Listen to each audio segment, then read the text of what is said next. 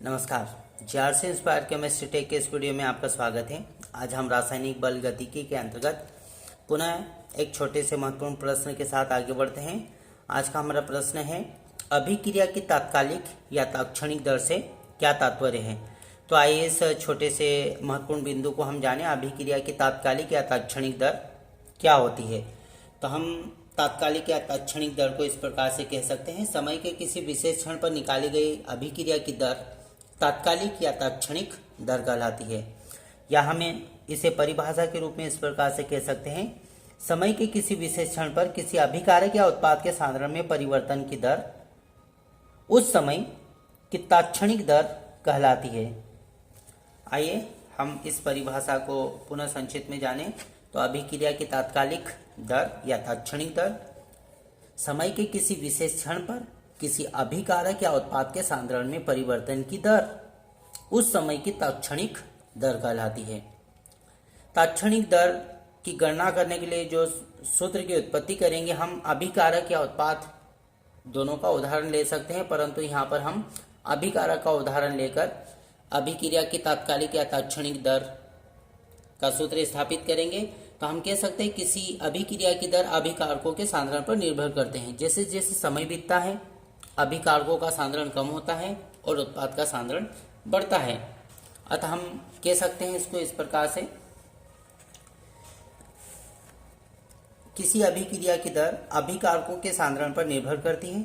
समय बीतने पर जैसे जैसे समय बीतते जाता है अभिकारक कम होते जाते हैं और उत्पाद बढ़ते जाते हैं। तो समय बीतने पर अभिकारकों का सांद्रण कम होता जाता है, अतः अभिक्रिया की दर भी कम हो जाती है। अर्थात क्रियाकारकों का सांद्रण जैसे जैसे कम होते जाता है अभिक्रिया की दर भी कम होती जाती है।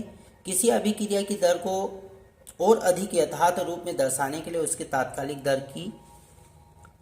दर अधिक यथार्थ मान प्रस्तुत करती है।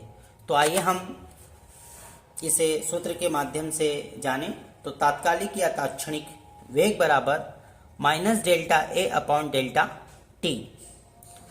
तो इसको हम इस प्रकार से कह सकते हैं, आगे जाने। तो तात्कालिक या तात्क्षणिक वेग बराबर minus delta A upon delta T. तो तात्क्षणिक दर की गणना करने के लिए डेल्टा टी को सूक्ष्म से सूक्ष्म किया जाता है, जिससे उस समय अंतराल पर अभिक्रिया की दर स्थिर रहे। जब डेल्टा टी का मान, ये इस प्रकार से, जब डेल्टा टी का मान शून्य की ओर अग्रसर हो जाता है तो हम minus delta A upon delta T के स्थान पर natural delta A upon delta T रख सकते हैं। यहाँ पर minus delta A upon delta T क्रियाकारक के संदर्भ में लिया। हम क्रियाकारक या उत्पाद दोनों के संदर्भ में तात्कालिक या तात्क्षणिक वेग की गणना कर सकते हैं। तो कोई भी हो सकता है। तो यहाँ पर हम ए के स्थान पर डेल्टा एक्स रख सकते हैं। डेल्टा एक्स अर्थात कोई भी हो सकता है क्रियाकारक या उत्पाद। तो हम यहाँ पर ऐसा भी लिख सकते हैं minus delta x upon delta T. जब डेल्टा टी का मान शून्य की ओर अग्रसर हो जाता है तो हम minus delta A upon delta T के स्थान पर natural delta A upon delta T रख सकते हैं।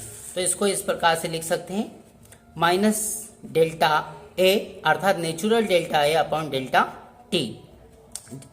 यहां पर हम इसे पुनः जान सकते हैं, जब डेल्टा टी का मान शून्य की ओर अग्रसर होता है और शून्य हो जाता है, अर्थात समय को सूक्ष्म से सूक्ष्म किया जाता है। तो जब डेल्टा टी का मान शून्य की ओर अग्रसर हो जाता है अर्थात शून्य हो जाता है, तब अर्थात हमने समय को अति अल्प समय माना है।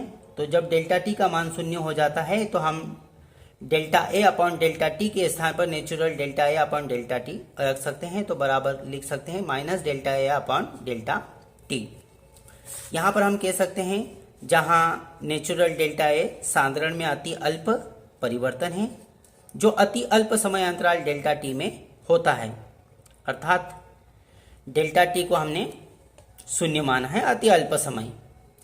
इस प्रकार से आज हमने अभिक्रिया की तात्कालिक दर या तात्क्षणिक दर क्या होती है इस महत्वपूर्ण बिंदु को जाना। Thank you.